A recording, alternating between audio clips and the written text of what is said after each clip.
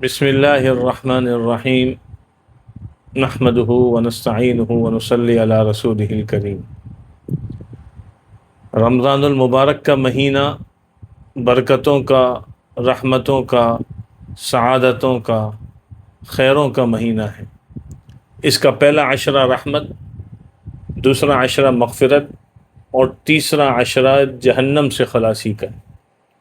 اس مہینے میں اللہ رب العزت کی رحمت متوجہ ہوتی۔ اس مہینے کو قیمتی بنانا ہے تعلق مع اللہ کے ساتھ۔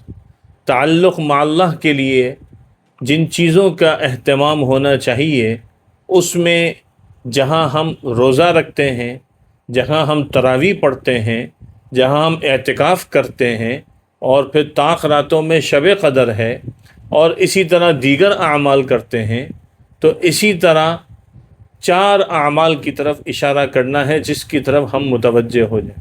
سب سے پہلی چیز ہے قرآن کریم کی تلاوت۔ رمضان کا مہینہ قرآن کا مہینہ ہے۔ اللہ تعالیٰ نے رمضان کا تعارف قرآن سے کروایا۔ کیسے؟ شہر رمضان الذی انزل فیہ القرآن، رمضان کا وہ مہینہ جس میں قرآن نازل کیا گیا۔ تو یہ مہینہ قرآن کریم کا مہینہ ہے، قرآن سے تعلق بنانے کا مہینہ ہے، قرآن کی تلاوت کرنے کا، قرآن کریم کو سمجھنے کا، اور قرآن کریم کی دعوت کو ساری امت میں عام کرنے کا مہینہ ہے۔ پورا سال اس کے اوپر محنت ہونی چاہیے، لیکن رمضان کے مہینے میں تو زیادہ محنت ہونی چاہیے۔ اس لیے ہم اپنے ادارے کے اندر رمضان کے مہینے میں چھٹی نہیں کرتے۔ کیوں؟ کیونکہ یہ نزول قرآن کا مہینہ ہے، نزول علوم نبوت کا مہینہ ہے، لہٰذا اس مہینے میں اس علم میں لگنا چاہیے۔ اور پھر ہم نے اپنے بڑوں سے یہ بات سنی ہے، اہل اللہ یہ فرماتے ہیں کہ اس ماہ مبارک کو جس خیر کے کام میں لگایا جائے گا، اللہ تعالیٰ سارا سال کرنے کی توفیق عطا فرمائیں گے۔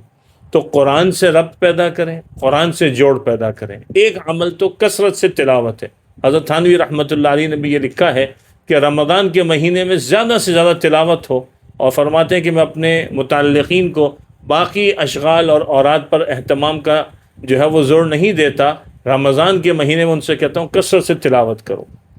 دوسرا عمل رمضان میں کیا ہے؟ وہ ہے کثرت سے نوافل پڑھنا۔ تراویح تو پڑھتے ہی ہیں، پھر اس کے علاوہ دیگر جو نوافل ہے وہ بھی پڑھتے ہیں۔ اس کے علاوہ رات کو تہجد بھی پڑھیں، دن میں موقع ملے اس کا اہتمام ہو، نوافل کا اہتمام ہونا چاہیے۔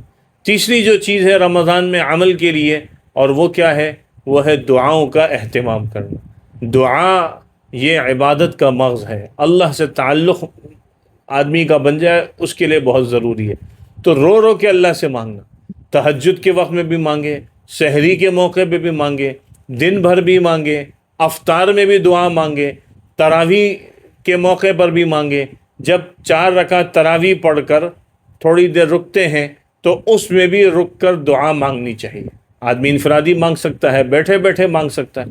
تو دعاؤں کا مہینہ ہے، چلتے پھرتے اپنے رب سے اپنا تعلق جوڑے رکھیں، اپنے دل کو صفت احسان سے متصف کر دیں، یہ بھی بہت ضروری ہے۔ اسی طرح دعاؤں کے اندر کچھ دعائیں ایسی ہیں جو اذکار کی صورت میں ہیں۔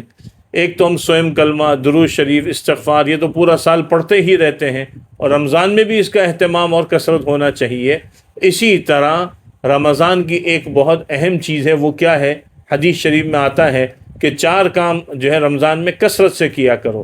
2 کام ایسے ہیں جس سے تمہیں چھٹکارا نہیں، اور 2 کام ایسے ہیں جس سے تم اپنے رب کو راضی کرو۔ جن 2 کام سے تم اپنے رب کو راضی کرو وہ کیا ہے؟ کلمہ طیبہ اور استغفار کی کثرت ہے۔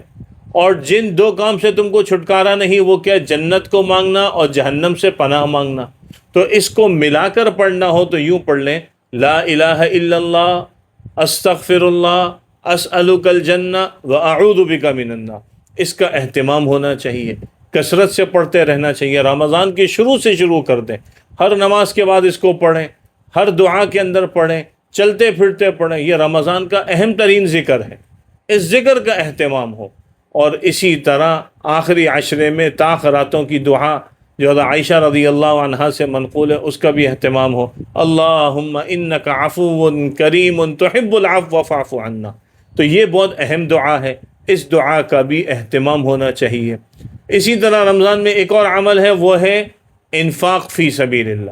زکوٰۃ تو لوگ نکالتے ہیں، صدقہ فطر بھی نکالتے ہیں، لیکن رمضان میں اللہ کے لیے خرچ کرنا، اس کا بھی اہتمام ہو۔ کسی کو سحری کھلا دی، کسی کو افطار کھلا دیا، کسی کو ضرورت پوری کر دی، تو یہ اللہ کے راستے میں خرچ کرنا یہ بھی ہو جائے۔ سحری افطاری میں پیٹ بھر کر کھلانا ضروری نہیں ہے۔ آدمی کسی کو ایک گھونٹ پانی پلا دے، ایک گھونٹ دودھ پلا دے، لسی پلا دے، ایک کھجور کھلا دے، تھوڑا سا ہی دے دے، تب بھی اللہ اجر عطا فرمائیں گے۔ تو تھوڑے پر بھی مل جائے گا اور زیادہ پر بھی ملے گا۔ نیت جتنی اعلیٰ ہوگی اتنا بڑا اجر ہوگا۔ تو یہ رمضان کے اعمال ہیں جو ہم باقی اعمال روزہ، تراویح اور اعتکاف کرتے ہیں اور دیگر اعمال کے ساتھ ان کا بھی اہتمام کریں۔ رمضان شروع ہو رہا ہے، ابھی سے اس کی ہم نیت اور عزم کر لیں کہ بھئی رمضان شروع ہو گیا، اب ہم نے ان اعمال کو شروع کرنا ہے۔ اللہ تعالی ہم سب کو عمل کی توفیق عطا فرمائے۔